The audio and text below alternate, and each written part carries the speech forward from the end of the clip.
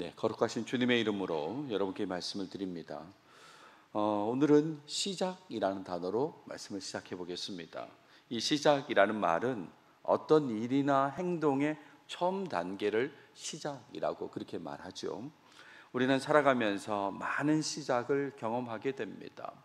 입학을 통해서 학교 생활 시작을 경험하게 되고요. 또 입대하면서 남자들은 군대 생활을 이제 시작하게 되죠. 또 입사하면서 직장 생활을 또 시작하게 되기도 합니다. 또 운동에도 시작하는 부분이 있습니다. 어떤 운동이든지 시작의 단계가 있고, 음악 악기를 연주하는 것도 시작의 단계가 있고, 그림도 시작의 단계가 다 있죠. 글을 쓰는 것도 마찬가지입니다. 시작의 단계가 있고, 어디를 이동하는 것도 시작의 단계가 있죠. 갑자기 뿅 이렇게 이동하는 게 아니지 않습니까? 이동도 다 시작의 단계가 있습니다. 저는 지금 설교를 하고 있는데 설교도 시작 부분이 있죠. 들어가는 말이라고 했지 않습니까? 그러니까 다 시작의 단계가 있는 겁니다. 그런데 대부분의 경우 어떤 일의 시작만 경험하려는 사람은 없습니다. 제가 지금 시작만 하려고 설교를 하는 건 아니잖아요. 그러니까 시작만 하려고, 그것만 경험하려고 하는 사람은 없습니다. 다만 시작만 경험하려는 모습을 보이는 사람들이 흔치 않지만 있긴 있습니다. 있긴 있어요. 예를 들어서 먹고 싶진 않아요. 하지만 맛만 보려고 한다. 이런 사람 있지 않습니까? 그러니까 본격적으로 하고 싶진 않아. 근데 시작만, 그 단계만 경험하려고 한다. 어떻게 시작하는지만 보려고 한다. 진행 상황 보고 싶지 않고 어떻게 시작하는지만 보려고 한다. 이런 사람이 간혹 있긴 하지만 대부분은 어떤 일의 시작만 경험하려는 사람은 없는 거죠. 관심을 가진 일에 본격적으로 참여하거나 계속 함께하길 원하는 마음, 그런 마음을 가진다면 시작의 순간부터 경험하고 지나가려고 하는 것입니다. 익숙하지 않아도 기대하는 마음으로, 때로는 떨리는 마음도 있겠지만 그런 마음으로 시작의 위치에 서게 되고 그 일을 이제 하려고 한다, 이런 말입니다.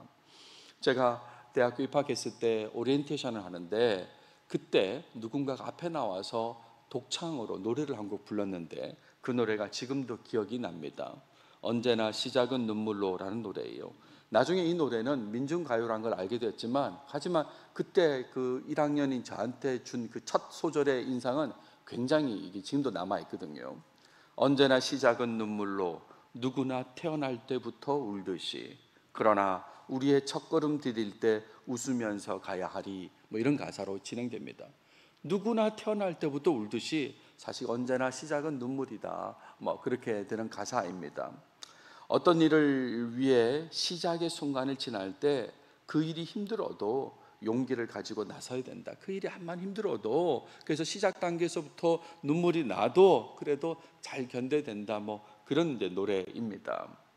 제가 이런 얘기를 하는 것은 신앙생활의 시작을 얘기하기 위해서 그렇습니다. 신앙생활의 시작은 신앙을 갖는 겁니다. 좀 쉽게 말하면 믿는 거다, 이런 말이에요. 믿어야만, 신앙을 가져야만 신앙생활이 시작되지 않겠습니까? 뭘 믿을까요? 이미 저랑 같이 새가족 공부를 하셨거나 또는 이번에 수침자 공부를 하신 분들은 다 알고 계십니다. 뭘 믿어야 되느냐? 가장 기본은 하나님의 존재를 믿어야 합니다. 하나님의 존재를 믿고, 그러면 하나님의 성품도 믿어야 됩니다. 그리고 하나님의 성품 존재를 믿었다면 하나님께서 하신 일도 믿어야 되죠. 하나님께서 하신 일이 얼마나 많습니까? 그 중에서도 기본적으로 두 가지, 창조와 구원의 일을 믿어야 되는 것입니다. 하나님께서 이 세상을 창조하셨다는 거 믿어야 하고요, 하나님께서 우리에게 구원의 길을 열어주셨다는 거, 예수 그리스도를 이 땅에 보내셔서 십자가에 달려 죽게 하시고 부활시키셨습니다. 그것이 나를 위한 것이라고 그렇게 믿으면 구원받는다는 사실, 그걸 믿어야 된다, 이 말이죠. 이거 믿어야 됩니다. 이게 출발이다, 이런 말이죠. 이런 신앙을 가진 것은 침례를 통해서 사람들에게 알려지는 것입니다. 누가 신앙 가졌대 카톡으로 알려지는 게 아니라 침례를 통해서 알려진다, 이런 말입니다. 그러면 교회는 그 사람을 신앙을 가진 자로, 교회의 멤버로 인정하게 되죠.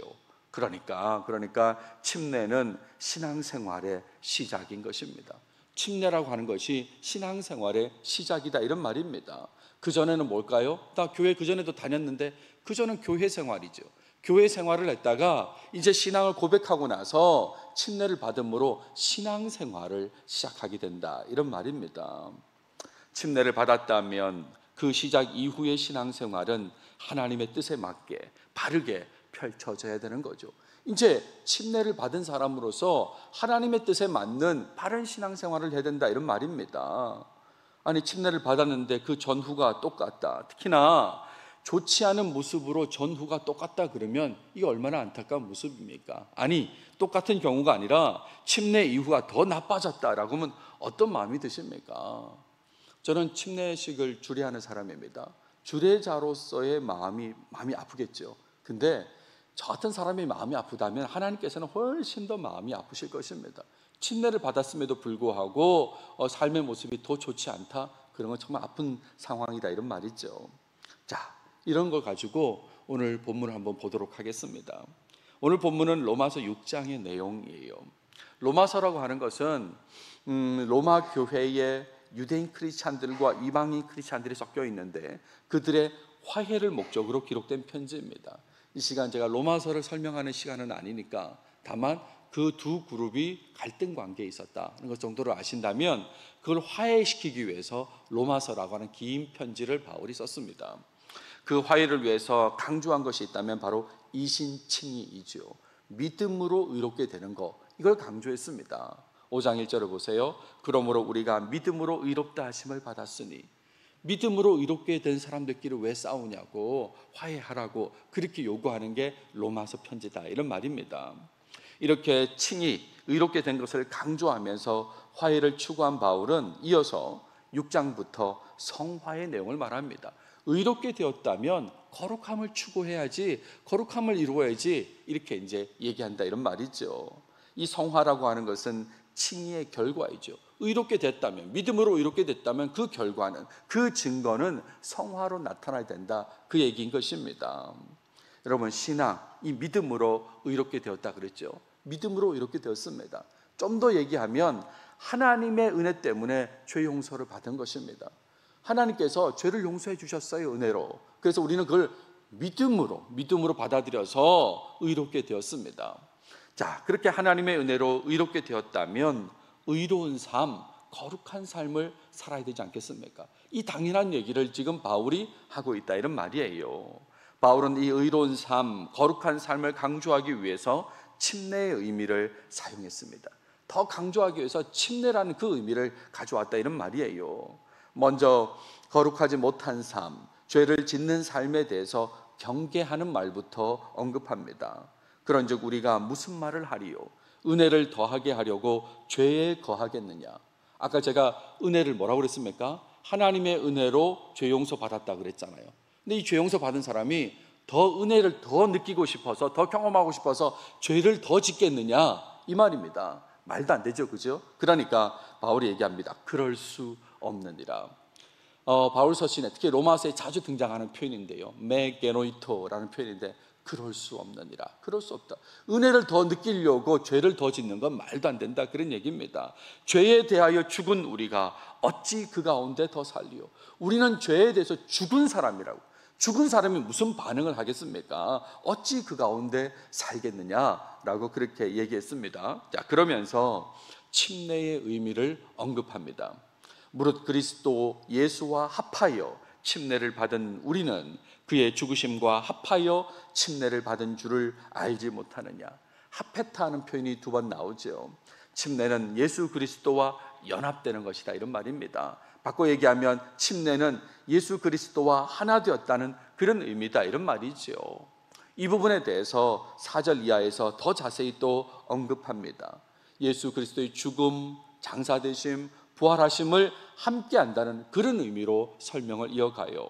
4절에 보시면 그러므로 우리가 그의 죽으심과 합하여 연합해서 침례를 받음으로 그와 함께 장사되었다. 함께 장사되었습니다. 이는 아버지의 영광으로 말미암아 그리스도를 죽은 자 가운데서 살리심과 같이 우리로 또한 새 생명 가운데서 행하게 하려 함이라 라고 했어요.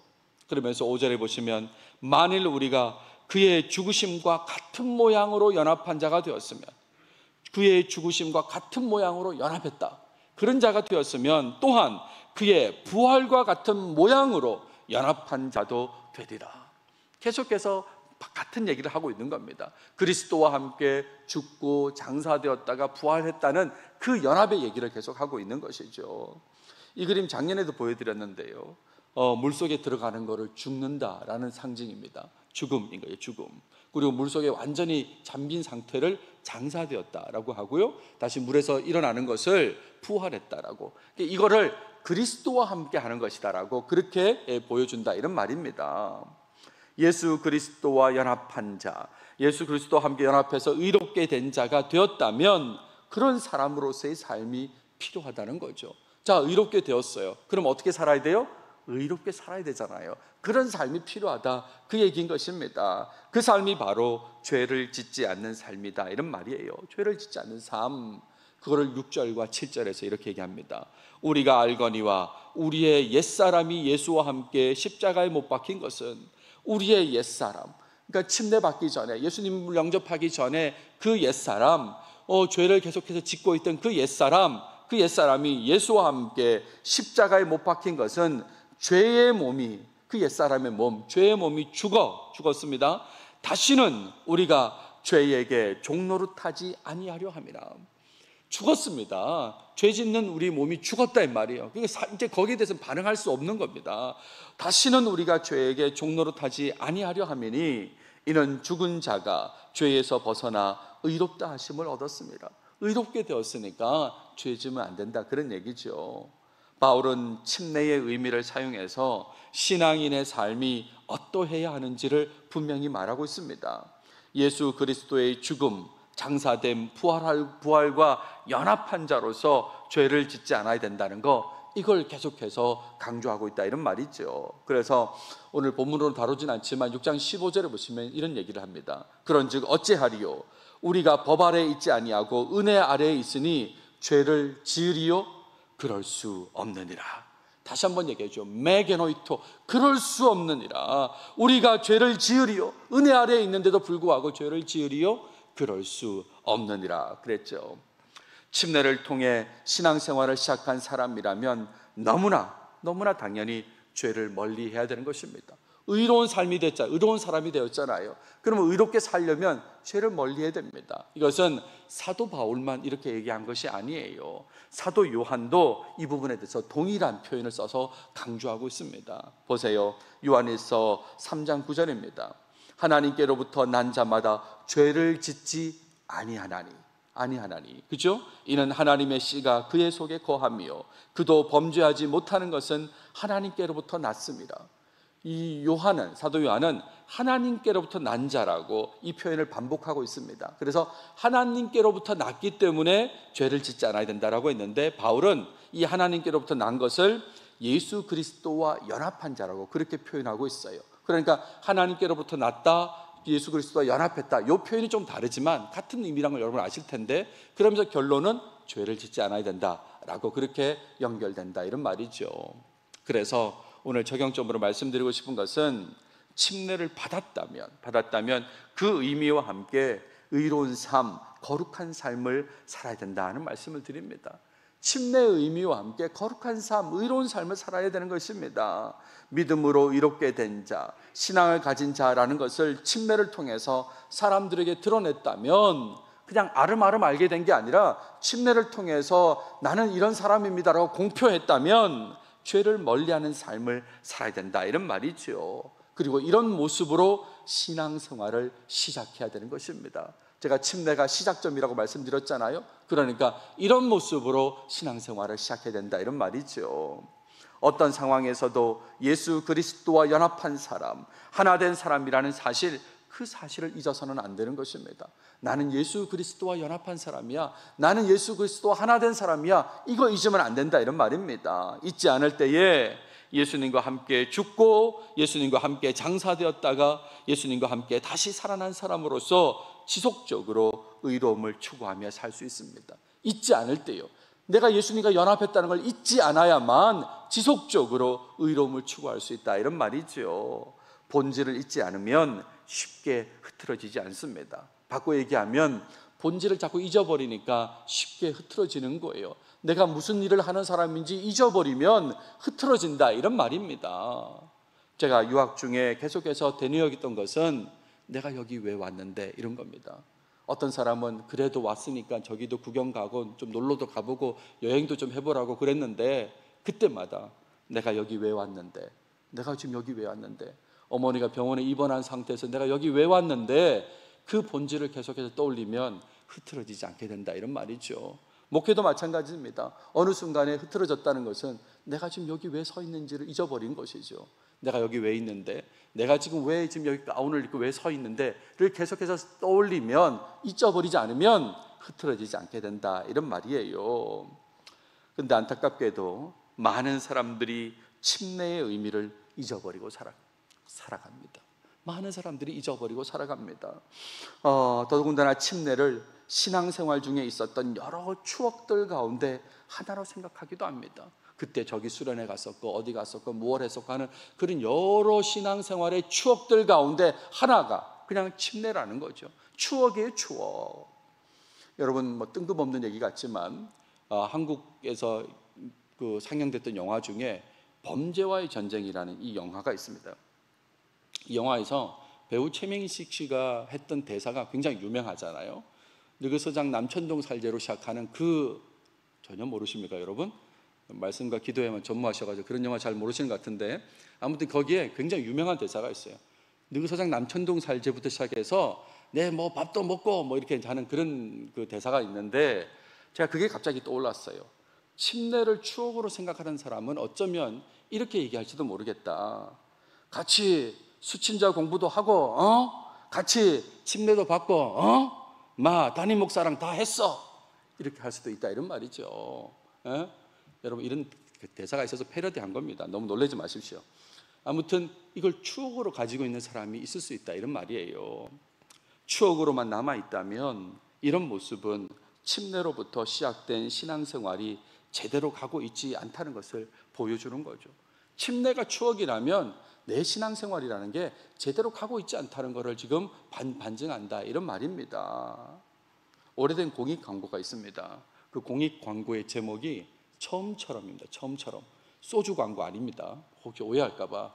옛날 98년도 IMF 시절에 그걸 극복하자고 한 공익 광고인데, 내용은 그런 거예요.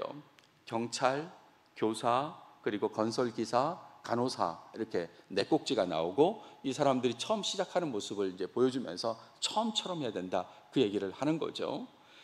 경찰, 순경으로 채용된 사람들이 이렇게 선서하는 장면이 나와요. 선서, 본인은 공직자로서 긍지와 보람을 가지고 국가와 국민을 위하여, 뒤에 내용은 안 나오지만 제가 찾아보니까 국가와 국민을 위하여 몸과 마음을 바쳐, 뭐 이렇게 이제 내용이 이어지더라고요. 간호사도 선서를 합니다. 어떻게 선서하냐면, 나는 성심으로 나의 간호를 받는 사람의 안녕을 위하여 헌신하겠습니다. 이렇게 다 시작을 한단 말입니다. 이렇게 우리가 병원에서 보는 간호사들이 이렇게 선서를 하고 시작했다, 이런 말이죠. 세상도 처음 시작할 때의 마음을 잊지 않아야 된다고 그렇게 말하고 있습니다. 세상도 그렇게 말하고 있는데, 하나님의 은혜로 의롭게 되었다고 하면서 침례를 통한 예수 그리스도와 연합된 그 의미를 잊어버리고 산다면 이건 너무나 곤란한 거 아닌가? 이걸 잊어버렸다면 너무나 곤란한 게 아니냐, 이런 말입니다. 늘 내가 예수님과 연합된 자라는 사실, 그걸 기억하면서 죄를 멀리해야 되는 것이죠. 침례 받았다, 이것만 기억하고 추억으로 가지는 게 아니라 내가 그리스도와 연합된 자라는 거, 그 사실을 기억하면서 죄를 멀리해야 된다, 이런 말입니다. 그런데요, 침례의 의미를 나는 잊지 않았습니다, 그런 사람 있잖아요. 그럼에도 불구하고 죄를 짓게 되면 어떻게 해야 될까요? 나는 침례의 의미를, 그리스도와 연합됐다는 걸 잊지 않았는데도 불구하고 저는 죄를 짓습니다. 이거 어떻게 해야 됩니까? 혹시 이런 사람이 있을지 모르겠습니다. 사실 이 부분에 대한 고민은 우리의 고민만이 아닙니다. 로마서를 기록한 바울도 동일하게 했다는 것을 여러분 아셔야 돼요. 그래서 그는 로마서 7장에서 이 부분을 솔직하게 언급했습니다. 그 내용을 한마디로 요약하면 죄성이 있다는 거예요. 아무리 그래도 내 속에 죄성을 가지고 있다는 거, 그걸 그대로 고백하게 됩니다. 그래서 여러분 잘 아시는 7장 22절에서 24절을 제가 읽어보겠습니다. 내 속 사람으로는 하나님의 법을 즐거워하되, 하나님의 법을 즐거워해요. 의로움을 추구합니다. 근데 내 지체 속에서 한 다른 법이 내 마음의 법과 싸워 내 지체 속에 있는 죄의 법으로 나를 사로잡는 것을 보는도다. 하나님의 법을 즐거워하는데도 죄의 법으로 나를 사로잡는 거예요. 그래서 바울이 뭐라고 그럽니까? 오호라, 나는 곤고한 사람이로다. 이 사망의 몸에서 누가 나를 건져내랴 라고 그렇게 고백하잖아요. 여러분, 사도 바울입니다. 사도 바울도 이 죄성과 싸우면서 거룩함을 추구했다는 것을 기억하셔야 돼요. 바울도 끊임없이 이 죄성을 멀리하고 죄를 짓지 않으려고 노력했다는 것을 기억하셔야 됩니다. 그러니까 우리는 말할 것도 없죠. 바울이 이 정도면 우리는 더 노력하고 더 노력해야 된다, 이런 말이죠. 죄성이 나를 지배하려고 한다면, 나도 모르게 나는 거룩함을 추구하고 싶은데 죄가 자꾸 나를 지배하려고 한다면, 그럴 때 하나님을 의지해야 되는 것입니다. 하나님, 내가 자꾸 이쪽으로 빠지려고 합니다, 이런 마음이 듭니다. 하나님 도와주십시오 하고 하나님을 더 의지해야 되고요. 나는 예수님과 연합된 자인데, 그리스도와 함께 죽고 장사되었다가 부활하는 그 연합된 자인데 내가 이래서는 안 되지 라고 하는 그걸 기억해야 된다, 이런 말입니다. 그럼에도 불구하고 넘어졌다면, 죄에 넘어졌다면 어떻게 될까요? 빨리 회개의 모습을 보여야 되는 것입니다. 빨리 돌이켜야 되는 거죠. 아유, 나도 어쩔 수 없는 놈이야 하고 머무르는 게 아니라 빨리 돌이켜야 된다, 이런 말입니다. 죄의 종이 된 모습에서 완전히 돌이키는 그런 삶을 살아야 하는 것이지요. 이게 거룩함을 추구하는 삶이다, 이런 말입니다. 오늘 말씀을 정리하겠습니다. 여러분, 침례는 신앙생활의 추억 중 하나가 아닙니다. 나 옛날에 다 했어, 그때 말이야, 물이 뭐 이렇게 하면서 추억을 얘기하는 한 꼭지가 아니다, 이런 말입니다. 평생 이어갈 신앙생활의 시작점입니다. 침례는 신앙생활의 시작점이다, 이런 말이에요. 그 시작부터 침례의 의미, 즉 예수님과의 연합을 늘 떠올리면서 죄를 멀리 하시길 바랍니다. 나는 그리스도와 연합된 사람이라고, 죽고 장사되었다가 부활한 사람이라는 그 의미를 계속 떠올리면서 죄를 멀리해야 되는 것입니다. 죄성 때문에 괴롭다면, 계속해서 그럼에도 불구하고 자꾸 나는 거룩함을 추구하고 싶은데 죄가 나를 괴롭힌다면, 죄성이 나를 괴롭힌다면 하나님을 더욱 의지하면서 살아야 하는 것이죠. 죄의 종이 되어서 혹 넘어졌다면, 이미 넘어졌다면 빨리 돌이켜야 되는 것입니다. 이것만이 우리가 해야 될 바른 자세다, 이런 말이죠. 아무튼 침례 받은 자로서 항상 거룩함을 유지하시는 여러분 모두가 다 되시길 바랍니다. 우리 다 같이 말씀을 마무리하기 전에 갈라디아서 2장 20절 말씀을 한 목소리로 읽고 제가 마무리 기도하겠습니다. 시작. 내가 그리스도와 함께 십자가에 못 박혔나니 그런즉 이제는 내가 사는 것이 아니요 오직 내 안에 그리스도께서 사시는 것이라. 이제 내가 육체 가운데 사는 것은 나를 사랑하사 나를 위하여 자기 자신을 버리신 하나님의 아들을 믿는 믿음 안에서 사는 것이라. 아멘. 기도하겠습니다. 하나님, 감사합니다. 우리에게 오늘 침례와 관련된 말씀을 주셔서 감사합니다. 침례를 통해서 신앙을 드러내고 신앙생활을 시작하게 되는데, 하나님, 그 시작점부터 죄를 짓지 않는 모습, 거룩한 모습을 추구하며 살아가도록 주여 도와주시옵소서. 오래전에 침례를 받았음에도 불구하고 그리스도와 연합된 사실을 자주 떠올리지 못해서 의로운 삶을 살지 못했던 부분이 있다면 확실히 돌이키게 하시고, 이후로는 침례 받은 자로서 그리스도와 연합한 자로서의 모습을 떠올리면서 거룩함을 늘 추구하는 우리 모두가 꼭 되게 해 주시옵소서. 아버지 하나님, 간절히 원합니다. 정말 예수 믿는 사람으로서 바르게 사는 모습이 우리 삶에 늘 나타나게 해 주시옵소서. 이 모든 말씀 예수님의 이름으로 기도드렸습니다. 아멘.